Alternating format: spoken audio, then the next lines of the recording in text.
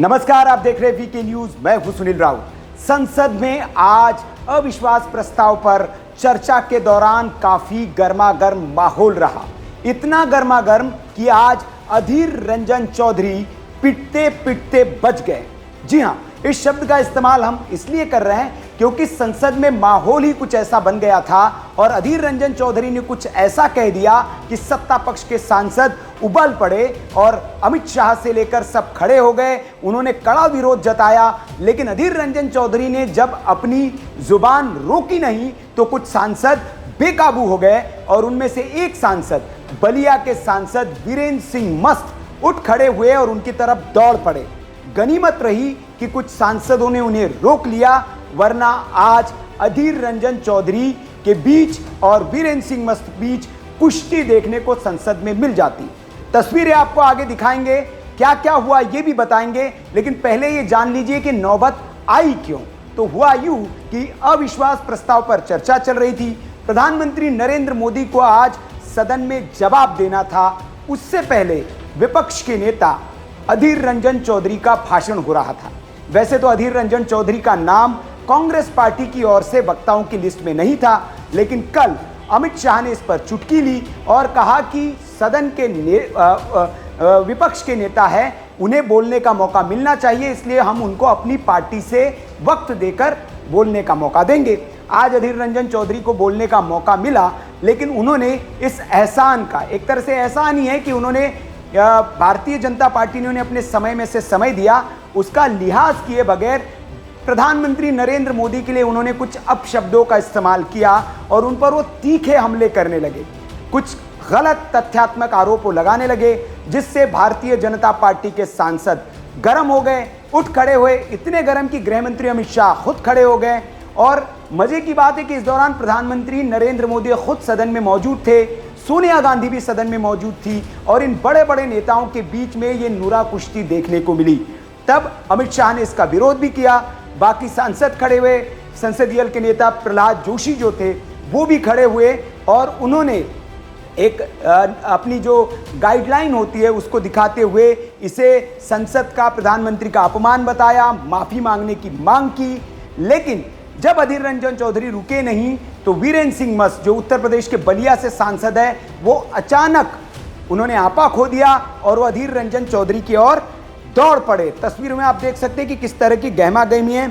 उसके बाद जब विपक्षी सांसद भी आक्रोशित हो गए और उन्होंने भी अपना विरोध दर्ज कराने के लिए वे भी वेल में घुस आए, तो कुल मिलाकर पूरा गर्मा गर्म माहौल बन गया।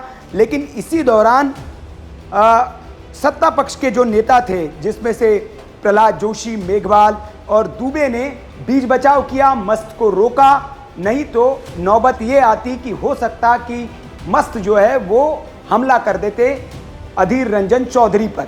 लेकिन इस बीच इसके बाद माहौल इतना गर्म हुआ कि स्पीकर को बीच में इंटरवेन करना पड़ा और स्पीकर ने अधीर रंजन चौधरी का भाषण खत्म कर दिया और बीच में ही ज्योतिरादित्य सिंधिया को बोलने के लिए खड़ा कर दिया गया।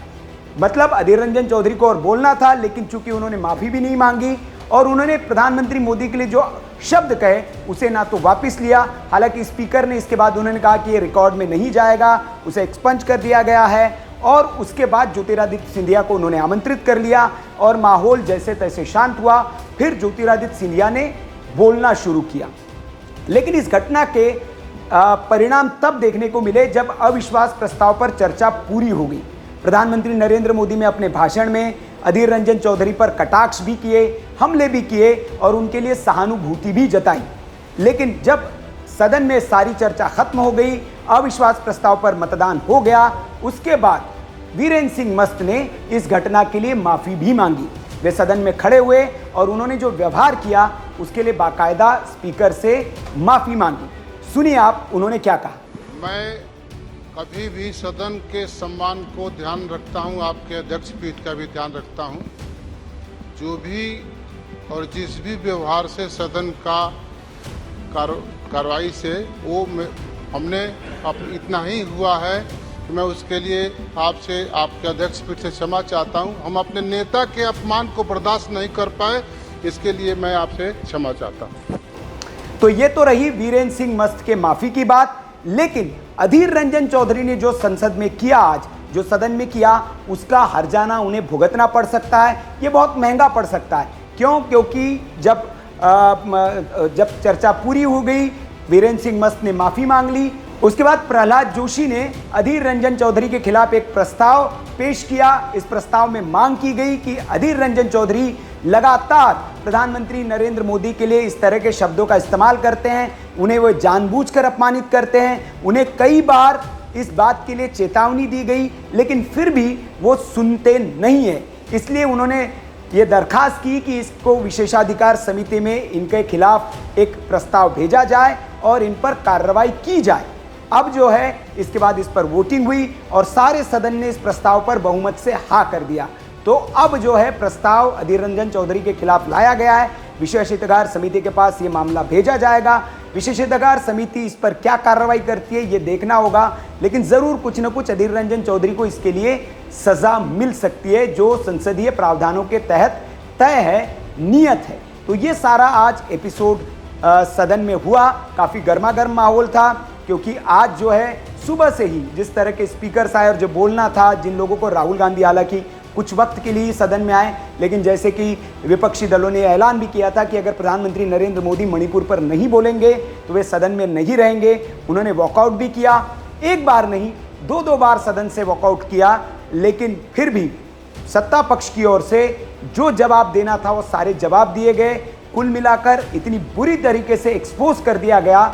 एक तरह से ये कह सकते हैं कि जो अविश्वास प्रस्ताव कांग्रेस पार्टी की ओर से लाया गया था, वो अविश्वास प्रस्ताव उन्हीं पर एक तरह से भारी पड़ गया, क्योंकि हर मसले पर सत्ता पक्ष की ओर से जवाब दिया गया। प्रधानमंत्री मोदी ने भी इसका जिक्र किया कि सारी बैटिंग जो है चौके छक्के हम लगाते रहें और विपक्ष की ओर से सिर्फ नो बॉल आती रही। तो ये सारे आज सदन में हुआ, लेकिन जो बड़ी घटना ये हुई कि हाथापाई होते होते बच गई। अब इस घटना पर आपकी क्या राय है, कमेंट बॉक्स में आप हमें ज़रूर बताएं। वीडियो अगर अच्छा लगा हो तो लाइक करें, शेयर करें और ऐसी ही जानकारी के लिए आप हमारे चैनल को सब्सक्राइब कर लीजिए। नमस्कार। वीके न्यूज, राष्ट्र के नाम।